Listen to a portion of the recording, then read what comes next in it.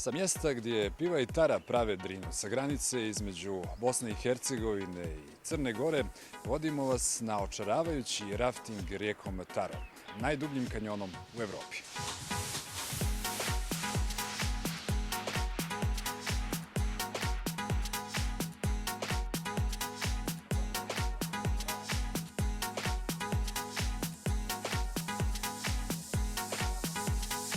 Kamp Sastavci je tu, u zagrljaju 3 rijeke pive, Tare i Drine. Organizuje te nezaboravne trenutke, nadam se nezaboravne, gostima u prelijepom ambijentu ove prirode. Kamp je već postoji 9 punih sezona i organizujemo sve te lijepe destinacije, raftinga, planinarenja, džip safari, tura i tako. Tara je postala toliko popularna, predivna turistička destinacija, rafting je postao dobar turistički proizvod grada Foče i opštine Plužina. Od svake strane svijeta dolaze ljudi, svih boja, svih nacionalnosti i raznih jezika.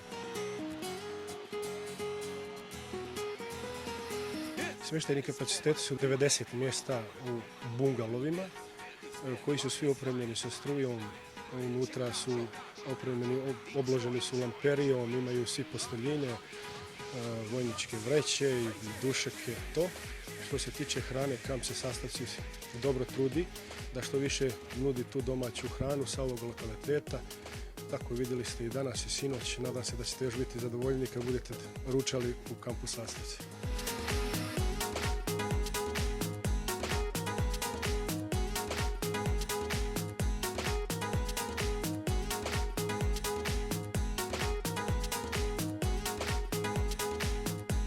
Za ručak spremamo sačeve, tradicionalno što se radi u Kampu Sastavci, teleća čorba, roštilj, riba, to je trenutno za danas na meniju. Doručak je bio, vidjeli ste, sasvim bogat, sve sto domaći specijaliteti, svinjska pršuta, goveđa pršuta, domaća kobasica, 2-3 vrste sireva raznih, kajmak. Insistira se na domaćoj hrani, ili tako? Isključivo na domaćoj hrani. Ništa nema što se tiče industrijske proizvodnje, to je isključeno makar na sam Kampu Sastavci. I način spremanja je onaj tradicionalni? Tradicionalni, na starinski način. Vidjeli ste, evo, sačevi, nema šerpi, nema lonaca, nema ništa, znači to je tu. Priloženo da se vidjeti.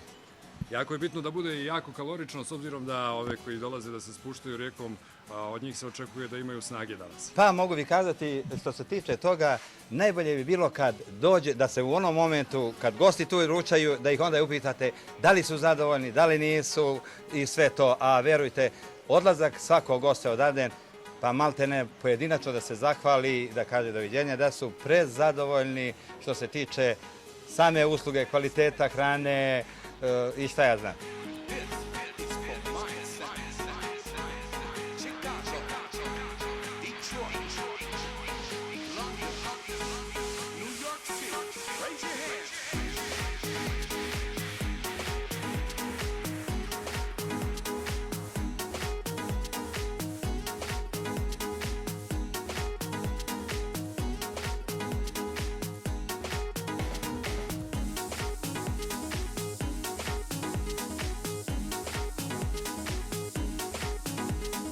Trenutno smo na lokaciji Sastavci gdje se sastaju Tara i piva, gdje prave Drinu.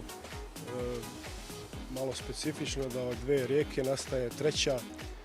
Mjesto Sastavci se zovu zato što se sastaju Tara i piva, a iza nas su lokalitet Vučeva i Maglića, a doli ispod njih se nalazi Nacionalni park Sutjeska i koji je ovako popularan po prašumi Peručici, jedno od najstarijih prašuma u Evropi.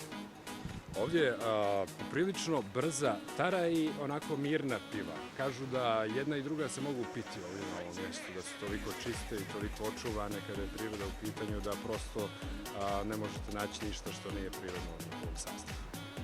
Pa i Tara i piva jesu pitke i čitavim tokom se Tara pije, dugačka je 150 km i njen popularan naziv je Suza Evrope. Tara je plahovita i brza, hvala Bogu na njoj nema nikakve hidrocentrale, a uzvodno pivom je hidrocentrala Mratine, jedna od najvisočijih hidrocentrala, 222 metra visoka, iz bivše Jugoslavije. Ovdje je otprilike negdje i cilj našeg današnjeg spusta. Kada krenemo, koliko daleko odavde idemo uzvodno i koliko će nam trebati da se rijekom spustimo od ovog mjesta? Tara je plovna 90 km, taj gornji dio kanjona Tare je ovako popularan po dubini kanjona jer je dori u gornjem toku nalazi mjesto Obzir gdje je kanjon Tare dubok 1300 metara, po tome je prvi kanjon Europe, drugi je u svijetu poslije Kolorada. A ova najatraktivnija dionica za rafting to je Brštanovica Šćepan polje, odnosno kamp Sastavci. I na 14 km te lokacije imamo 21 brzak buk i u kategoriju, kad se kategorišu vode, ona je između 4 i 5 po skali za rafting kategorizaciju.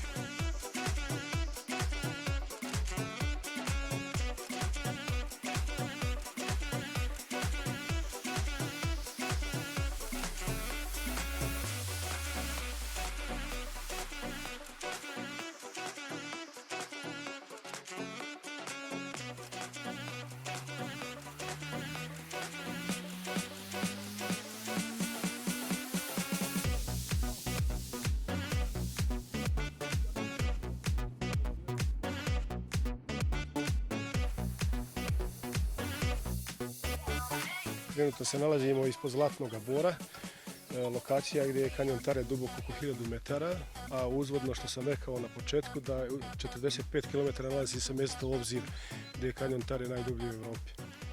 Iznad nas se nalazi mjesto Uzlup koji je popularan ovako po starim tim tradicionalnim splavarskim danima kad su stari splavari spuštali i formirali splavove i pravili priču o splavarenju. Odavde je jako dobar pogled na rijeku Taru i na njen tok. Vidimo i neke brzake koji su ispod nas. Brzaci trenutno ispod nas zove se Uzlupski brzak. Onda se tu nadovezuje i Papratište, pošto Zlatno Jošje i mnogo tih brzaka koji su u ovom donjem toku. Neki od njih su onako baš pravi adrenalinski, na kom dijelu je najopasniji, na kom dijelu trebaju oni koji se spuštaju rijekom da obrate najviše pažnje. Pa ja ne bih to rekao da je najopasnije zato što koristite opremu koja je stvarno profesionalna, čamci su profesionalni, ljudi koji rade ovaj posao su ipak licencirani, a što se tiče opasno, više bih to rekao da je adrenalinski. Taj adrenalin je sve dok ne ide kraja juna, onda počinje taj turistički rafting koji je ovako popularan po druženju, kupanju, skakanju i normalno fotografisanju za uspomene u kanjonu Tare.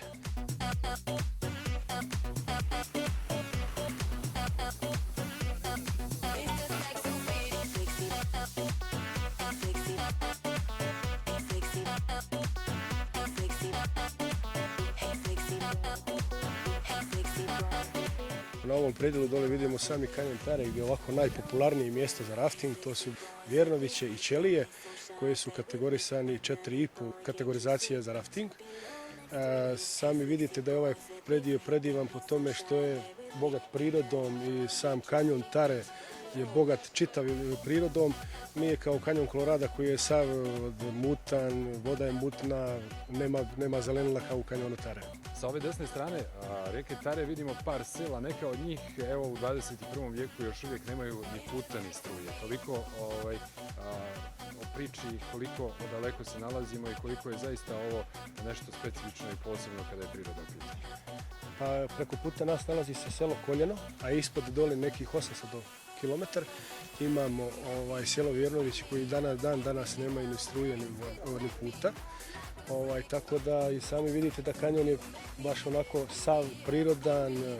Moram da naglasim da ovaj gornji dio kanjona Tare koji je ispod sela Tepaca do Brštanovice, 35 km totalno netaknuti dio prirode. Može se samo ući s čamcem i izaći s čamcem. Osim ako ste neki dobar planinar ili alpinista pa morate da napravite neku alpinističku turu.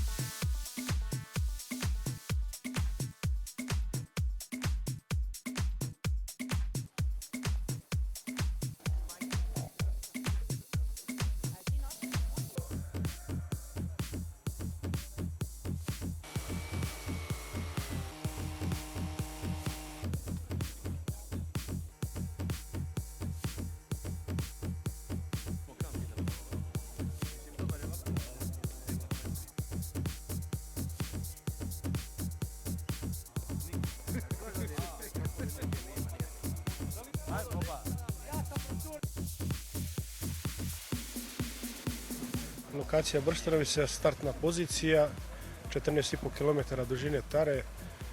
Najbitnije je upute skipera da skiper objasni svakom gostu kako da se ponaša na čamci. Na čamci je ipak timski rad gdje uz pomoć skipera upravljaju zajedno i prolaze sve te brzake, sve te, da kažem, divlje dijelove tare, jer ipak tara je ovako plahovita i sad adrenalinska još, tako da je mnogo bitno da se pridržavate uputa skipera. Evo, s obzirom da vidimo kakav je vodotok, koliko će nam trebati do cilja i kad da očekujemo da ćemo biti u ciljnoj rani?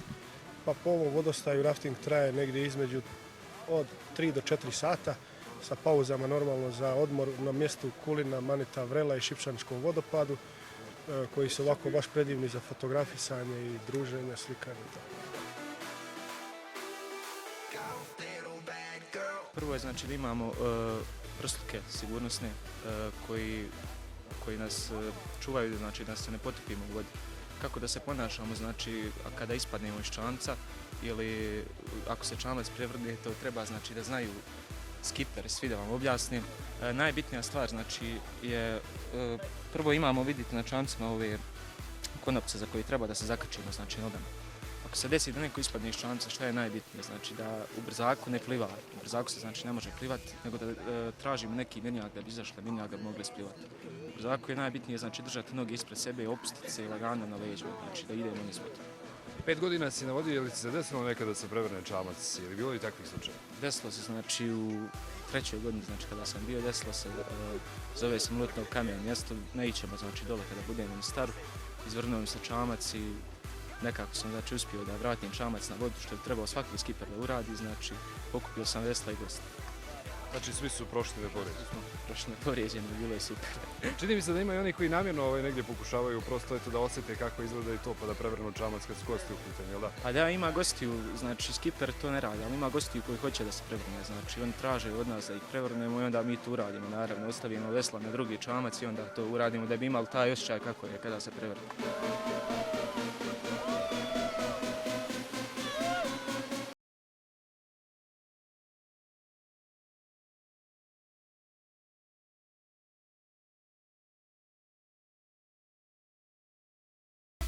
Veslate znači samo na moju komandu.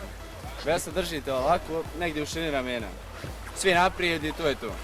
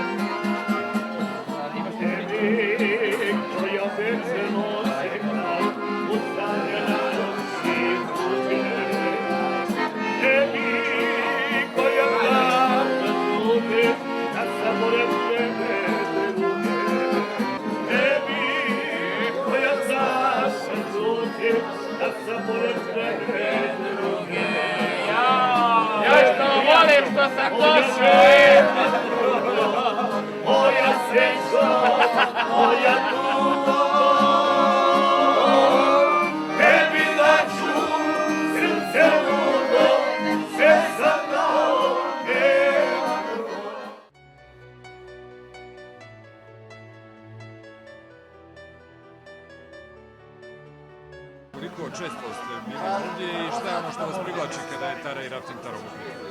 Pa ove godine 5. put. Inače, poslednjih 6-7 godina, znači u prosjeku, tako 5-6 puta godišnje. Ova lepota i gostoprimstvo ljudi koji su ovdje. To je ono što je suštinski bitno, da se pobegne iz onog svakodnevnog haosa i frke, da se naiđe na toplu reč, na lep ambijent i to je to. Dolazite sa svojim društvom, pretpostavljam. Sa porodicom, sa društvom, da. Šta je ono što više privlači? Spuštanje rijekom ili to druženje, uživanje u prirodi? Pa mislim podjednako. Jedno bez drugoga ne bi išlo.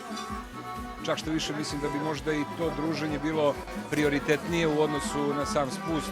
Bar meni, posle toliko spustova, je to opet u drugom planu. Ovdje sam 3. put u ovom kampu i u principu dolazim ovdje zato što mi je jako lepo i stvarno ova priroda i sve spust i sve, znači ono potpuno čovjeka dovede neki mir, znači onako fantastičan, eto. Kažu ljudi dođu jednom i u ovoj velikoj životnoj zbrci, obično to bude to. Znači da je Tara toliko magnetična i toliko privlačna da ne može, ko dođe jednom, ne može da se zaustavi na tom jednom. Ne može. Ja sam ovdje 7. put, znači u ovom kampu 3. put i mislim da neću menjati ovaj kamp, ovdje je stvarno fantastično. I uopšte Tara, znači jedna reka koja je apsolutno sama za sebe, znači jedan doživljaj stvarno fenomenalan.